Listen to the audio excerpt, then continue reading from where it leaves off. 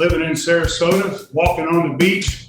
I was 60 years old, most depressed I've ever been in my friggin' life. I said, I got to go back to work. So I came up with this another idea that my great grandfather had a very successful distillery. At one time, there were 200 distilleries. He was about the fourth or fifth largest during that era.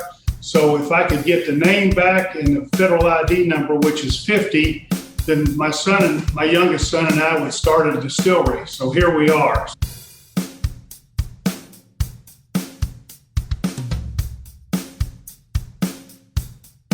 Welcome to our ACG members, and also back this month, we're welcoming our friends at FEI again as well. Want to say thanks to our ACG sponsors to make a lot of the programming like today possible.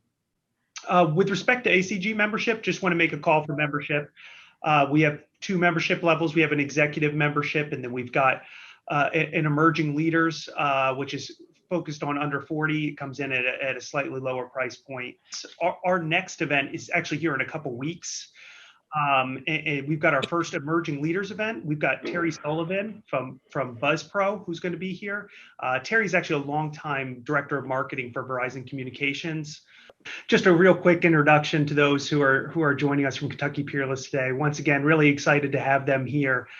We've got a great team to walk us through. We've got Corky Taylor as the founder who revived the brand, so happy to have him here. Cordell Lawrence, who's Director of Global Marketing and Strategy, and he'll speak a little bit to the rapid growth they've had. And then we've got John Wadle, who's the single barrel curator, who'll be walking us through our tasting today. So Corky, I'll turn things over to you and the team. All right, Matt. Thank you very much. I certainly appreciate the opportunity. It's an honor to be up here and speak to you.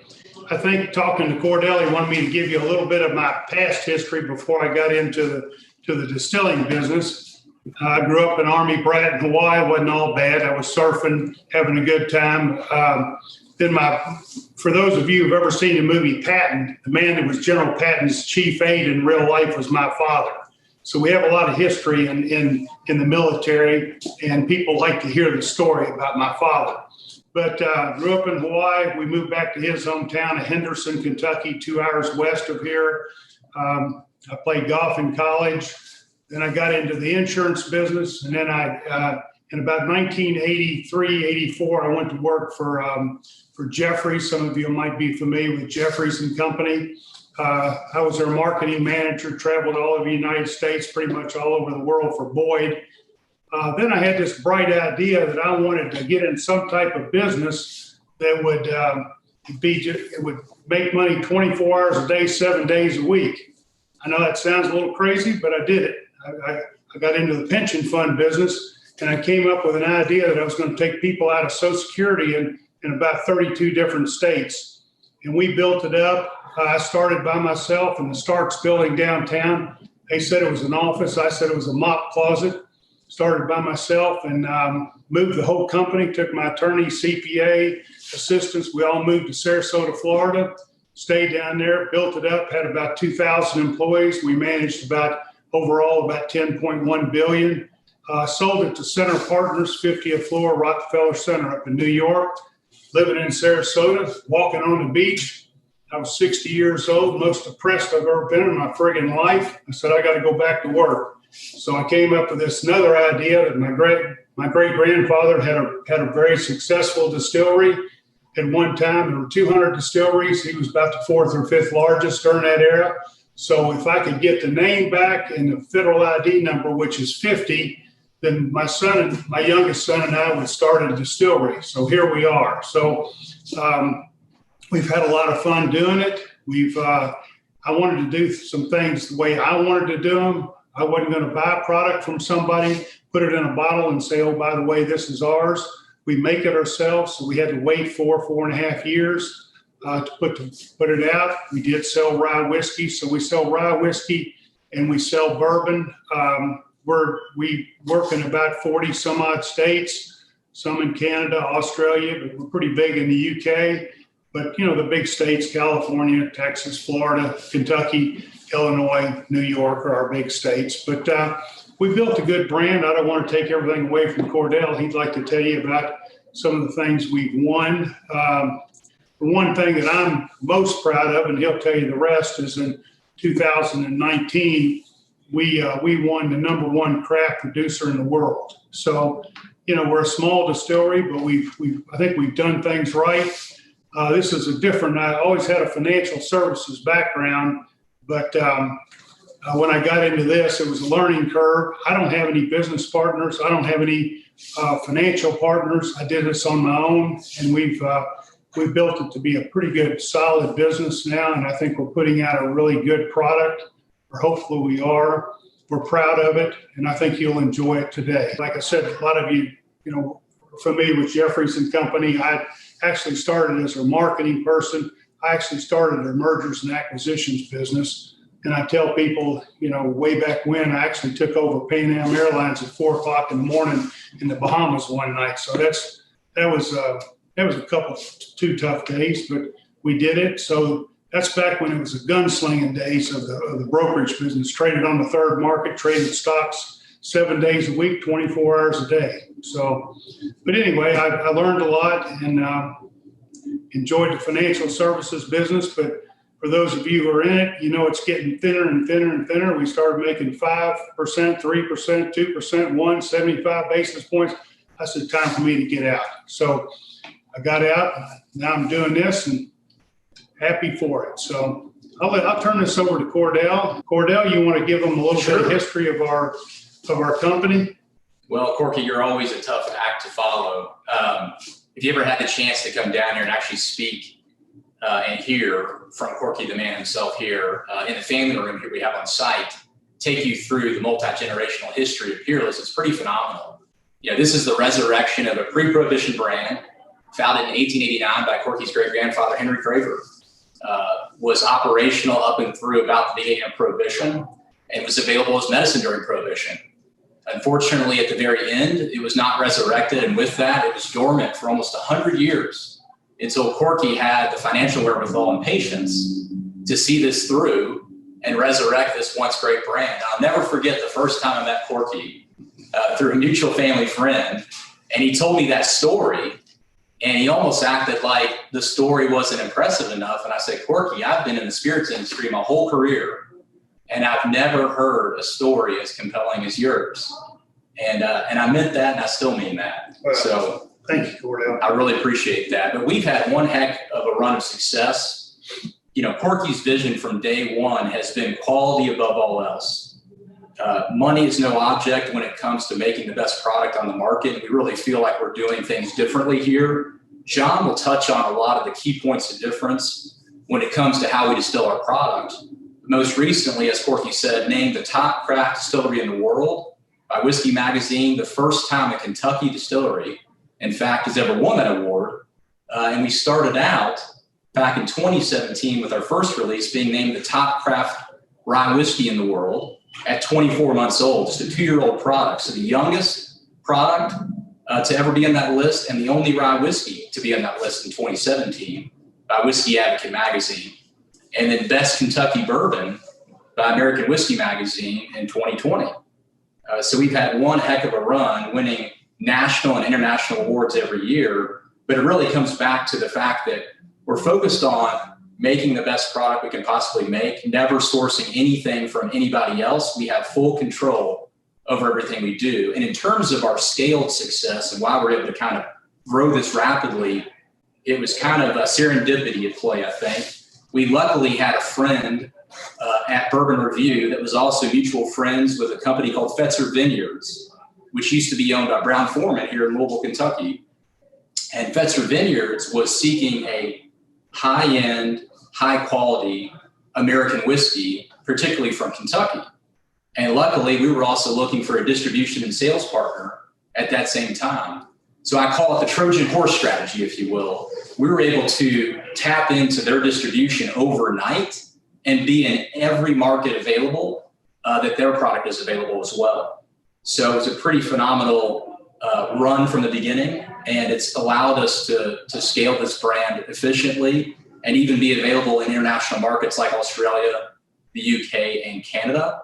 And the other key pillar of our success was really an unconventional approach, and that was courting and building relationships with bourbon and whiskey societies, making sure that the true aficionados and the people that are most passionate and really move the needle in the business in terms of consumers were fans of our product first. Once they accept our product, we knew that people on the periphery around those groups that follow every move they make, they would accept us and they would accept our product.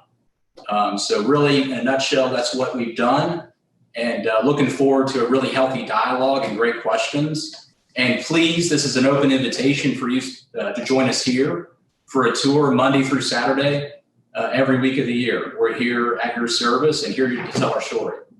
I've got one more quick story I always like to tell. Growing up in Hawaii, I was surfing, and my dad said, "I'm going to retire from the Army. We're going to move to Kentucky." I said, "Oh my God, don't send me back there." He said, "Oh yeah." And he said, "By the way, you're going to military school down in Lebanon, Tennessee at Castle Heights." That's where I went. I said, "Oh God." So he sent me down there, and my two roommates there just happened to be the Allman Brothers, Greg and Dwayne. For those of you who know the Allman Brothers or heard of the Allman Brothers, they were my roommates down there. We probably had too much fun down there, and I think we were asked to leave, but that was okay. We didn't like it anyway. So I'll leave you with that one anyway. And I think there's some questions coming in the comments there too. One I think was a recurring idea. Corky, I know you talk about a history in financial services and a financial background. How did some of the specific skills you built in that industry translate to what you were doing and preparing you for the bourbon industry? Well, I think being president and CEO and starting that company, knowing the expense it is to set up a company and to be positioned all over the United States, I knew there was expense to it. You have to deal. You have to deal with people. I mean, every business to me is a people business. So, I had to had a relationship with all my regional district, all my people that worked for me. I had 165 employees personally in Florida, and then we had Hank Greenberg, for those of you who know AIG, Hank Greenberg was a partner of mine, and he had a sales force that I used in different parts of the country. So I was plugging in his products. I was doing my own administration in Westchester, Ohio. So we had our own mutual fund platforms. We had fixed accounts. We set all that up. So I understood the financial services business very well. I wanted to find a niche. And I did the same thing, I think, in the alcohol business. I wanted a niche. I wanted to have the best product you could have.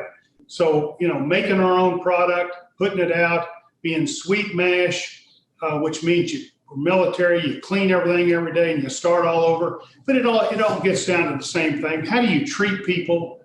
How do you work with people? Do you look them in the eye? Everything's not done over a computer. I mean, I can remember Merrill Lynch had me come to New York one time, 50th floor, where I was looking at Central Park. They told me they were going to let 2,500 people go. And I said, really? He says, "Oh, we're going to do it all on the computer. We don't need any more employees." This was probably 12, 15 years ago, and I'm sure some of you in there remembers this. And I said, "That's the craziest thing I've ever heard." I said, "You still have to have people working with people. People are just not going to do everything on the computer. Maybe some of you do that. But my theory is you got to know people. You have to work with them. You have to understand them. And it's the same way in whatever business you're in. I think that's my theory in business. And when I speak to different groups, I tell them the same thing. It's all about people. You have to have the right people in the right positions. And when you do that, then you're going to be successful. But you got to stick with it. You be focused. When I speak to salespeople and I go in, I focus on one thing. When you walk in and you talk to anybody, you better know what you're talking about. And everybody knows what I'm talking about. You get a lot of people that try to sell things just to make money. You've got to understand what you're selling, what you're marketing, and what you're doing in life. And you better understand it very well, or better than your competitors. And that's what I focus on. The main thing I focus on is that. Know what you're talking about. Corky, I know you've been successful in both sides, in reviving a company here and then also in the financial services side. But I'm sure in both instances, you encounter roadblocks along the way, challenges to face. A couple questions came through, one from Abe Mulvihill, one Lisa, I'll kind of wrap together. One was just what were the early roadblocks in reviving a brand and starting a business, and then more recently, what are some of the challenges you all have had to overcome with COVID and in an environment of the challenges it may create? Well, there's challenges to every business, but everybody goes through it. You just have to keep focused on what you're doing. When you get into it, you're always going to have expenses that you don't think much about. I think we had that figured out. My youngest son, Carson, was a builder, so he came in and built the facility. It took him 2 years to the day to do it. I had a pretty good idea what it was going to cost. Of course, everything costs more. I understood that. But making products, setting it up, you have to bring people who understand the business. I hired two of the best people I thought in the state of Kentucky that had retired from two of the biggest distilleries. So I brought them in for a year. I brought Siemens in to help design our own software to run our stills. So we brought the best people in the country we thought could help this place. And I brought the best electricians, best plumbers. So, we didn't cut any corners. I know I could stand up here and tell you about a lot of problems, but looking back, I don't think I saw a lot of problems. Things change. As long as you have your vision and you stay focused on it. And even though I was, fairly successful in the financial services business, the one thing you can't do, you can't get cocky. Every time you get cocky, you get your rear end knocked off. So every day I woke up, I stayed focused just like I do here. Yeah, we're number one rye, we're number one bourbon, the best distillery in the world, blah, blah, blah. But by God, when I walk through that back door, I want to work as hard as I did the day before, and I don't get cocky about it. And I don't know if that's just the way I feel, and I think I've stuck to that, and that's the way I've done business. I'm soon to be 72 years old, and I'm probably not going to change. So, well, I think that attitude's led to success in both. So it seems to be a good one. Tony Thompson has a couple little more technical type of questions. He'd asked if you engaged in contract distilling early on to assist in cash flow, and then also had asked a question about you and Caleb Kilborn meeting and your decision to hire him as master distiller. Well, we did do some contract distilling to help us. I'd rather do contract distilling than I would buy product from somebody else, put it in a bottle and say, oh, by the way, this is ours. I didn't want to do that, so I did do some contract distilling with some other people. And as far as Caleb came to me, and the two fellows that I hired from other distilleries said, I've got this young man, goes to Morehead State University. He's young. He's a sophomore going into his junior year. He's about as sharp as can be. And so I said, well, send him on over. And when I met Caleb, he might have been one of the smartest young men I've ever met. First thing he told me was, he said, Mr. Taylor, I want you to know I've never made a B in my life. I said, Caleb, I want you to know one thing. I've never made a B in my life either, but I'm on the other side of that spectrum. So from then on, we hit it off. We brought, he actually started pulling nails, shoveling gravel. And then the more I talked to him, the smarter he got. And then he started laying out all the electric. He started working with Siemens on the design of how to do it. And finally, we just told Siemens, catch you later. I think we can do it as well, and we have different ideas. So Caleb actually designed the software, laid the distillery out, and he's a very, very smart young man. He started with me 7.5, 8 years ago, so he's been with me for quite a while. And I could just see that he would fit very well with us to be a new distillery. Hey, it's great to hear it's worked out that way.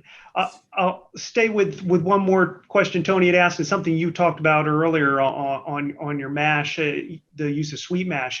Tony had asked, about the decision of choosing to use a sweet mash versus a sour mash, and kind of how you came to that decision. Well, I'll let Cordell answer part of that. But one of the reasons I wanted to have sweet mash is because I wanted to be known for having the cleanest distillery in the country. And I mean, literally, this place, I think, for a 130-year-old building is spotless. And again, it gets back to our military background. But to have sweet mash as opposed to sour mash, I just we were, I believe, the first or second distillery. There's only a few that do sweet mash. And what that means is you clean everything every day and you start all over. You don't bring your mash forward. You don't use mash that's been used before. And that's what I wanted to do. I thought it would make a better product. We thought it would take a little bit of the bitter taste out of it, and it actually did. So it changed the whole profile. How we pull it off the still, we pull it off the still at 130 proof instead of 160, so we can get better flavor profiles. Then we put it in the barrel at 107 proof. We age it. Then we take it from the barrel at 107 proof and straight to the bottle. So we don't add a drop of water to it once it goes in the barrel. And I think that's the reason why we have the #1 rye in the world and #1 bourbon. So we do things that we don't have to do. You're not going to get the big guys to do what we do. It costs too much money. It's too expensive to clean everything, start all over, and they're too big to do that. So I found my niche, and that's what I've done. I think in my business career, you got to find a niche that works. If the niche works and you can beat your competition, then you got something. So we're never going to be big, but we're going to be real good. Well, and to build on that, Corky, it's great because you think about all the points of difference that he laid out there, right? A lot of different competitors and products out there might have one or two of those attributes or points of difference. There is not one other product that has the combination of all those points of difference and attributes in one single product. And that was one thing that really allowed us from day one to grab the attention of the distributor, the account, and ultimately the consumer through the 3-tier system, and a real key to our success. And a lot of other competitors have kind of mimicked some of those things that we've done with our product, which is a great honor, honestly. It is. I think the biggest honor that I've had in this business is I've had two of the granddaddies, if you will, come to me and say, we can't believe what you've done since you started making products 6 years ago. Nobody has ever done that in the history of distilling, of winning the honors. I mean, we just took a 4.5-year-old bourbon and beat 8, 10, 12-year-old bourbons in the state of Kentucky to have #1. People said, how did you win? How did you take a 2-year-old product and win the #1 rye whiskey in the world?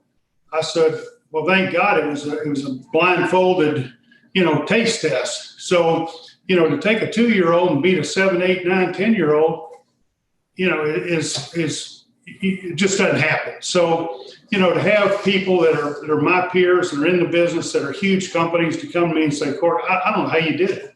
So, well, we work hard, we do things the way we want to do them. I'm not worried about I don't care what it costs. I know that's crazy as can be. And you're going to go, oh, he doesn't care. I don't care. I want to put out a product. If it's not ready, we put an X on it, and we put it back in the rick house. So we taste every barrel that goes out this door. We just don't pull 500 barrels off, slosh them in a bucket, mix them up, boom, it's gone. We taste them. We know what they're good. We know that they're not good. And if they're not, we put them back and wait another 3 months. Well, Corky, it sounds like thinking outside the box has helped you guys, achieve some high results early on. One question came through kind of in that vein of how does creativity contribute to the success of your company? Well, you have to have a vision. I mean, I think on a larger scale. I think Jeffrey's helped me on that. I mean, we did a lot of business in Hong Kong. Our biggest office was in London. So I knew you got to go all over the world. You have to do things that are big. When I got into this, I wasn't just interested, okay, I'm going to have Kentucky, I'm going to have Indiana, I'm going to have Tennessee, I'm going to have I'm going to be all over the United States, and we're going to do it fast. So I think you have to have a vision. You have to spread. My whole theory is you have to spread your risk. You have to be in small states, big states, little states. You've got to be over here, over there, because something's going to happen over there, and you better have it over here. So I think you have to spread your risk. That's very, very important to me, and I look at that all the time. Mm-hmm. Pivot maybe back to the, our as we'll stay on this, the business side, is Corky, you've seen one company through a whole business life cycle, and are still relatively early in reviving the brand here. What do you look at as the long-term strategy for the brand? Do you think you'll pass it down and it'll continue to be a family owned, or potentially look for an opportunity to sell down the road? What are your thoughts there? Well, I'm the fourth generation. Carson's the fifth. I've got some grandchildren, obviously, that want to be the sixth. I think that it's very difficult to work with distributors. That's one of the hardest things to do in this business. And when I say I want to spread my risk, someday, maybe not in my lifetime, but someday I want Peerless to sell 50% of the product outside the United States and 50% inside the United States. So to answer your question, we're going to have a partner that's going to take us all over the world and spread our risk and be a high-end product. So I'll have to take in a partner. I'll have to take somebody who wants a high-end product that's made in the manner in which they want it made, because we can't be all over the world. We have to have a partner that has as I would say, has a machete in one hand and a chainsaw in the other. So that would be my theory on how I would handle that. All right. Well, got one more question I'll pose your way, and then we can pivot over to tasting, because I'm sure the crowd's getting anxious there, but wanted to try to get as many through as possible. So Lisa Benson had asked, do you think the craft market is getting too crowded, or is there room for more competition?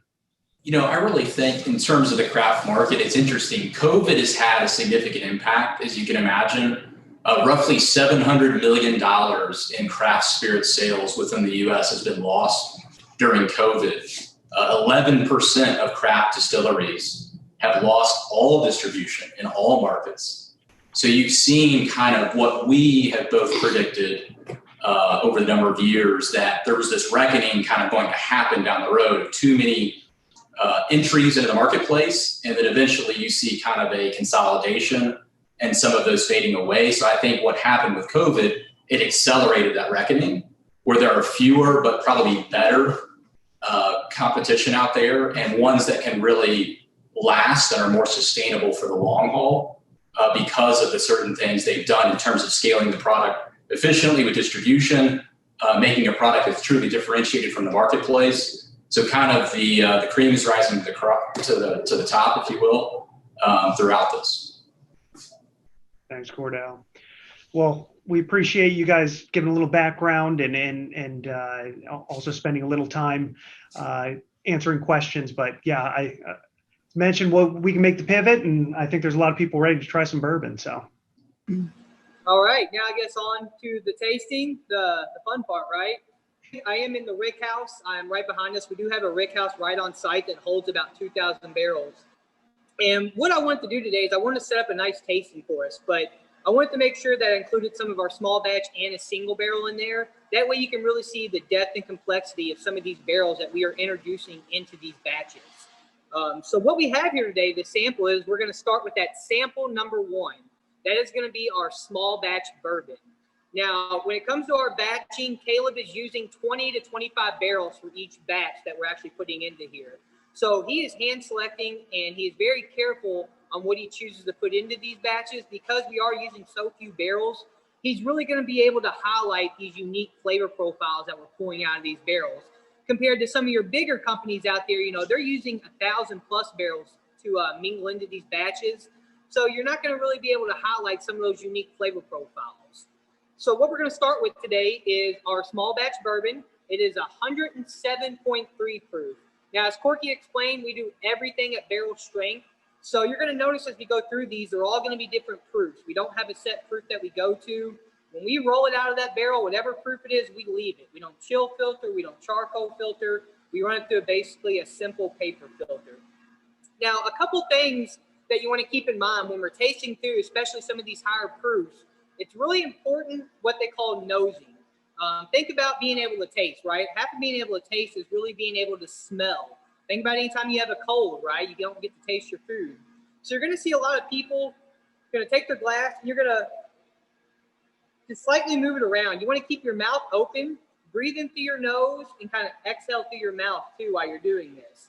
And the reason being, going from side to side, your nasal passages, they change every 30 minutes. So you will notice that you're going to be able to smell a little bit different and maybe a little bit stronger from one side of the next. Now, right off the nose, I get orange zest, toasted brown sugar, cedar, and very herbaceous too. Now, when it comes to this, keep in mind, everyone's palate is your own. And when you're taking sips of this, you want to take just small, tiny sips. If you think, you got to think about it, if you throw it back, you're going to overwhelm your taste buds. You're going to get all that alcohol. You're going to get what we call that Kentucky hug. That's that burning sensation you get down your throat. So really the point of this is, one thing to keep in mind is sip and savor. So what you want to do is you just want to take a small sip off that glass to kind of warm up your palate first. And that's when you're really going to start developing your flavor on your palate. So usually around that third sip, your taste buds are going to be nice and warmed up. And that's when you're really going to be able to start picking up some of these nuances that we have in there. Now, I do like to get a little bit of opinion. So if anybody wants to, feel free to let me know what you're tasting, what you're smelling, and kind of your opinion on this too as well. Now, one thing that we do extremely different in our process is we use a strictly sweet mash compared to sour mashing. So you're going to notice that we're going to have a lot better grain forward characteristics in there, and you're not going to have a little bit of that hint of almost like a little bit of sourness that comes in through bourbon and whiskey when you're using a sour mash. Ours is going to come across very sweet, very flavorful, and because we don't chill filter, you're really going to feel those oils coat your palate in your mouth. We call that the Kentucky chew, as you kind of move that around and switch it around in your mouth.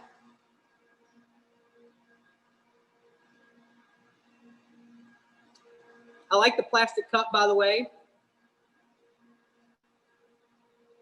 Bad planning on my side. I had a last minute pivot. No, that's all right. I've been there.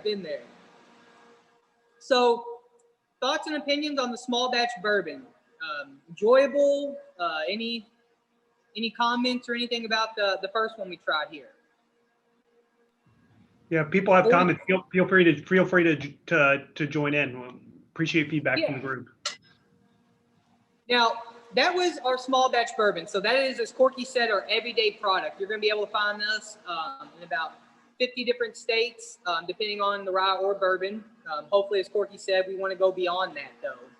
So the next sample we have here, sample number 2. This is still a bourbon, but this is a single barrel. So one of my main objectives and jobs here is I'm our single barrel curator.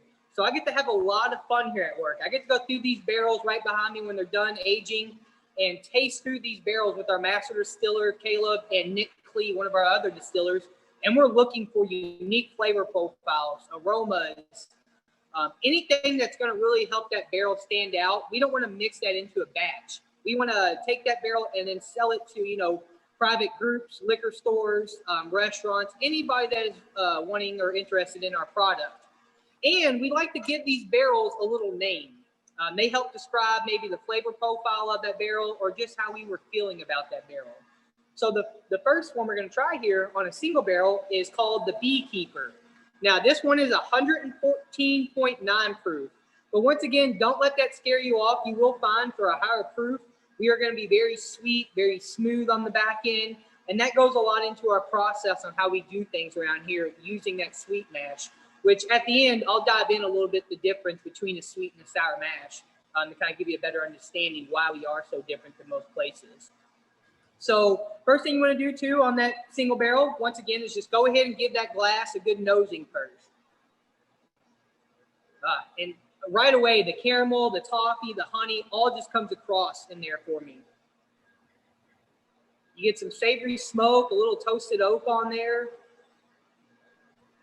Almost like an orange, but more like a peel, not a zest. I know that sounds weird, but there are 3 of us that go through and taste these barrels. So we got 3 different palates commenting on these too as well, which makes it a lot of fun too. Now, same thing, remember, little sips, you want to get your palate adjusted first. Even though, we did sip on that small batch bourbon, you still want to give your palate time to warm up and really be able to kind of pull out these flavors that we have in there. So go ahead, whenever you're ready, you can give it a little taste too. I did see someone comment a little bit of a floral smell. That's absolutely correct. There's no wrong answer when it comes to this. Some people will try to say, no, that's not right or anything. But, you know, here at Peerless, we really truly believe that everyone's palate is very unique to them. And there is absolutely no wrong answer when it comes to smelling and tasting these products. Hey, John. Now, yes, sir. Tony Thompson here. Nice to meet you. Nice to meet you. Are you using a level 3 char?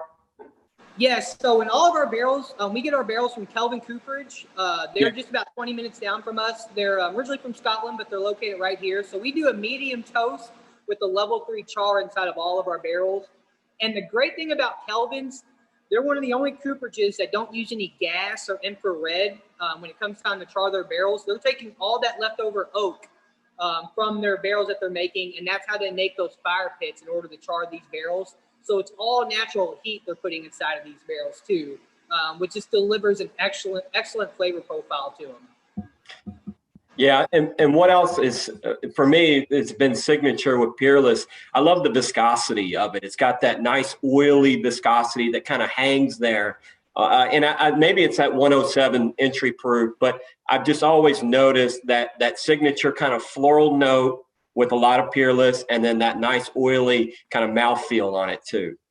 No, absolutely, you're 100% correct. So the beautiful thing about one of our processes is we don't chill filter. If you're not familiar with that, basically most of your distilleries are going to do what they call chill filtering. So they're going to basically bring that temperature of that alcohol down, and they're going to strip out those oils out of there. Basically for aesthetic reasons. You know, if you ever seen your bottle of whiskey or bourbon get a little cloudy in there, right? You see that stuff coagulating. That's all the oils from in there. Whereas we don't chill filter because of our process. We don't have to worry about that happening. So we get to hold on to all that delicious flavor that's going to help coat your mouth, coat your palate, and just deliver a nice experience when you're sipping on our product.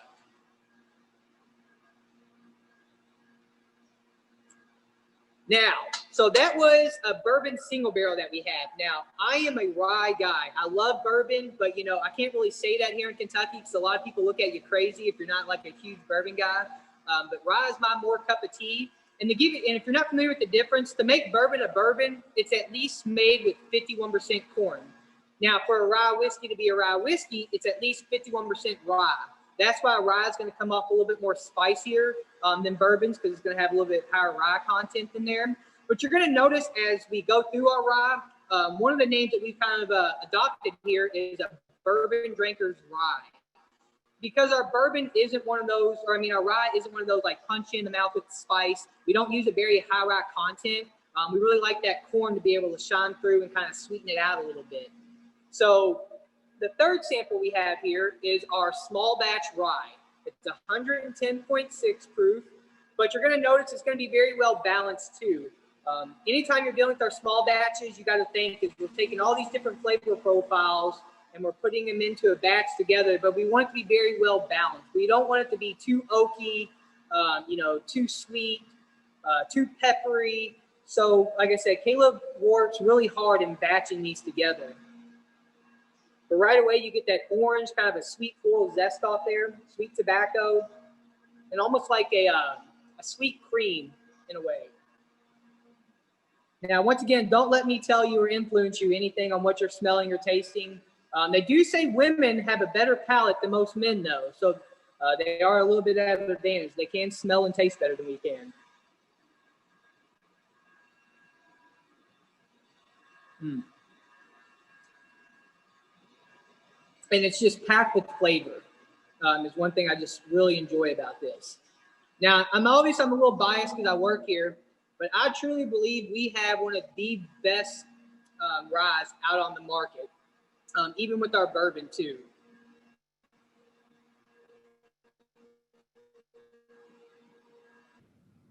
Do you all disclose your mash bill for the bourbon and the rye? So we don't. Corky loves keeping that a secret. Feel free to shoot him as many emails you want asking about that mash bill, but he won't budge on it. It's nothing crazy, I promise. Like, we're not doing anything, illegal or anything like that. He just loves the fact that that's what everyone always wants to know. What's your mash bill? And who knows how long he'll keep that a secret, but yeah, we don't disclose our mash bill. Hey, John, one more question. A lot of distilleries like to pay homage to their heritage and will release expressions, just kind of paying tribute to different master distillers or other people that were influential for their brand. As Peerless, as they're starting to kind of ramp up production and have some stock there, have they thought about that? I mean, I know you like the Beekeeper. I was a big fan of the Rye Cherry Cola. But are there expressions that you think will come out that will kind of pay homage, maybe even to Corky be the first one? Absolutely. As we're going forward and moving on, Cordell, Caleb, they're very focused on expanding and, experimenting and just being creative too. So Cordell and Caleb have done a great job of putting together stuff for the future too as well. So yeah, I think there probably will be some things that we do later on down the road. Different series or additions that we add to the portfolio. Great question on that front, Tony. So you've probably seen our absinthe finished rye whiskey. It was a collaboration with Copper and Kings here in Louisville, and that was released last year. And we actually landed a Forbes article from that. So there'll be some other innovative things coming out similar to that kind of collaboration this year and years to come, as well as older age product that will pay homage to some of the personalities, including Corky. But Tony, I'm holding some of those barrels in honor of my great-grandfather, Henry Craver. So I'll take a look at it in 8 years, 10 and 12 years. So some of the barrels that I'm holding in the back, and we've got, a couple hundred barrels we're holding just in his honor. But it'll be ready when it's ready. If we don't like it in 8, we'll wait till 10. So we'll put it out that it's all going to be under the Henry Craver label. So the last sample we have here, number 4, this is going to be a rye single barrel and probably one of the most unique ones we've pulled out of the distillery here back here in our ricks. And to give you an idea, you can kind of see our rick house. You're going to notice we keep everything at one story. We don't do multi-level rick housing. We're more concentrated on the airflow than really the temperature change throughout the rick house. But we do have about 9 to 10 degrees temperature-wise difference from top to bottom. So that also allows us not to have to rotate our barrels. Barrels are very heavy. They're about 540 pounds. So I'm really glad I don't have to come in here and rotate barrels around all day. Because like I said, we don't temperature control this room. Whatever it is outside, it's that cold in here. If it's hot outside, it's just as hot in here too as well. And we did just build a brand new rick house that holds about 5,300, about twice as much as we keep down here. But it's beautiful. We bought about 20-something acres out in Campbellsville, and it's just beautiful. It sits on a nice hilltop. We got plenty of land to build some other rick houses out there. We got a little pond and everything too as well. But this last one we have here, the single barrel rye, it's 111.3 proof, and we call this one Smoked Chocolate and Cherries. So the name pretty much describes this one, but you'll notice same thing right off the nose. A little bit of like flambe tart cherries, brown sugar, toasted oak. Now, all these tasting notes that you all are reading off of, these are from Caleb, our master distiller. He has a very unique way of describing these barrels. I always call it his poetry. Just listening to him come up with some of these tasting notes is just extraordinary and fascinating. But like I said, he grew up out in the country on a dairy farm. So his palate and senses are a little bit more enhanced than mine, if you can imagine, growing up here in the city. But same thing, just make sure you nose your glass a little bit first before you take that first sip.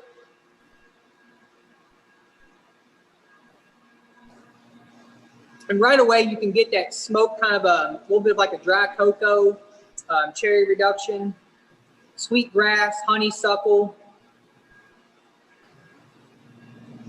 and just all around, just an extraordinary barrel. So you can imagine when you come across barrels like these are ones that we are not wanting to add to a batch. These can stand alone by themselves and be a great representation of what Kentucky Peerless really is. Now, as I was kind of explaining earlier, one reason we can get so many unique flavor profiles and we have just such a distinct flavor profile to our product is the fact that we are using a sweet mash compared to sour mashing. Now, sour mashing is obviously the oldest way of doing things. And what that is actually doing is when you have a sour mash, first off, mash, it's a mixture of grains, water, and malt. And what you're going to do with your sour mash is you're going to take some of your leftover stillage. You also hear people call it, spent grain, spent beer. But basically, it's just leftover water and grains after your distillation. And what you want to do in a sour mash is you want to introduce that into your next mash that you're doing, your next cook. And the reason you're introducing that sour mash into it is that sour mash, that leftover stillage, it's going to have basically some dead yeast in there, which is great for your live yeast. It's a great food source for that live yeast to feed on. And the acidic level in that sour mash is going to help keep away any unwanted bacteria or yeast that would actually taint your bourbon. So it helps them keep a very consistent flavor profile, assuring that you're going to have the exact the same consistency in each bottle. Now, once again, that was the old way of doing things. They really didn't have an understanding back in the day of how yeast actually works.